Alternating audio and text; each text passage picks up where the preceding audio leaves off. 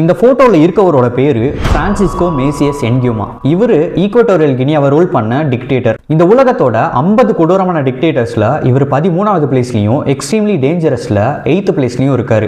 ஜனவரி 1, 1924 அப்போ Spanish occupied equatorial கினியால இவர் பிறக்கிறாரு. 1968ல அந்த கண்ட்ரி ஸ்பெயின் கிட்ட இருந்து இண்டிபெண்டன்ஸை கெயின் பண்றாங்க. பிரசிடென்ஷியல் எலெக்ஷன்ல ஜெயிச்சு பிரசிடென்ட் ஆகிறாரு மேசியஸ். அதுக்கு அடுத்து கொஞ்சம் மாசத்திலேயே அந்த கண்ட்ரில இருந்த ஸ்பானியார்ட்ஸை அந்த கண்ட்ரி மக்கள் அடிச்சு விரட்டுறாங்க. 90% ஆஃப் த பிசினஸ் ரன் பண்ணிட்டு இருந்த ஸ்பானியார்ட்ஸ் இல்லாதனால அந்த கண்ட்ரியோட எக்கானமியே கொலாப்ஸ் ஆகுது. இதை யூஸ் பண்ணிக்கிட்டு அந்த கண்ட்ரியோட ஃபாரின் மினிஸ்டர் ஒரு கூப்பன் நடத்தி பவரை சீஸ் பண்ண நினைக்கிறாரு. ஆனா மேசியஸோட ஃபோர்ஸ் அவரை கிரஷ் பண்ணி போட்டு தள்ளிடுறாங்க. இந்த இன்சிடென்ட்க்கு அப்புறம் பதவி பறி போயிருமோன்னு சொல்லி மேசியஸ் ரொம்ப பயப்படுறாரு.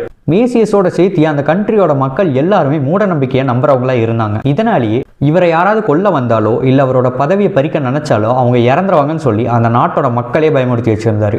இருந்தாலும் இவரோட பயம் போகவே இல்லை.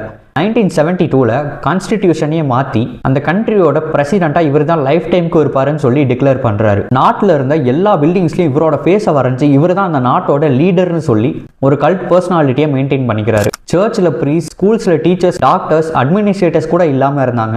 பிஸ்னஸை ரன் பண்ணுறதுக்கு ஆளே இல்லாமல் கண்ட்ரியோட எக்கானமியே ரொம்ப ஒஸ்ட்டாக போயிட்டு இருந்தது. இதனால மக்கள் போராட்டமும் வெடிச்சுக்கிட்டு இருந்தது. ஆனால் அந்த போராட்டங்கள் எல்லாம் சரி செஞ்சு எக்கானமியை க்ரோ பண்ணுறதுக்கு திட்டங்களை வகுக்காம அந்த போராட்டம் பண்ணுறவங்களை எப்படி அடக்கி கொள்ளலாம்னு சொல்லி இவர் பிளான் பண்ணாரு. இன்டெலெக்சுவல்ஸ், ஸ்டூடெண்ட்ஸ், டீச்சர்ஸ் யாரா இருந்தாலும் இவரோட பவருக்கு அகெயின்ஸ்டா செயல்படுறாங்கன்னு தெரிஞ்சாலே அவங்கள கண்ணை மூடிட்டு போட்டு தள்ளிட்டு இருந்தாரு. மைனாரிட்டி ஸ்பெயின் கூட அலையன்ஸ் வச்சு இவரோட பதவியை பறிச்சிருவாங்களோன்னு சொல்லிட்டு மைனாரிட்டிஸையும் டார்கெட் பண்ணி அழிச்சாரு. ஒருவேளை ஸ்டூடெண்ட்ஸ்லாம் படிச்சு பெரிய ஆளா இவரோட பதவியை பறிச்சிருவாங்களோன்னு சொல்லி ஸ்கூல்ஸ், சர்ச்சஸ் எல்லாத்தையுமே பேன் பண்ணாரு. எக்கானமி ரொம்ப ஒஸ்டா போயிட்டு இருந்தது. பவரை தக்க வச்சுக்கிறதுக்காக நிறைய ரிச்சுவல்ஸையும் செஞ்சாரு. ஆயிரக்கணக்கான பேர் நாட்டை விட்டே தப்பிச்சு போயிட்டு இருந்தாங்க. என்ன ஆனாலும் சரின்னு சொல்லிட்டு அவரோட கசினான ஓபியாங்கும் அவருக்கு லாயலா இருந்த ஆர்மி ட்ரூப்ஸும் ஒரு கூப்பன் நடத்தி இவரோட பதவியை பறிக்கிறாங்க. மேசியஸ் அவரோட சொந்த ஊருக்கு தப்பிச்சு போய் காட்டுக்குள்ள மறைஞ்சு வாழ ஆரம்பிக்கிறாரு. 6 வாரத்துக்கு அப்புறம் ஆகஸ்ட் 18, 1979 அன்னைக்கு மேசியஸை கேப்சர் பண்றாங்க. செப்டம்பர் 29 அன்னைக்கு அவரை எக்ஸிக்யூட் பண்றாங்க. அவரை எக்ஸிக்யூட் பண்ணது கூட மொராக்கன் ட்ரூப்ஸ் தான். அவரை கொல்றவங்க ஒருவேளை இறந்துருவாங்களோன்னு சொல்லி அந்த நாட்டோட ஆர்மி கூட நம்பிட்டு தான் இருந்தாங்க.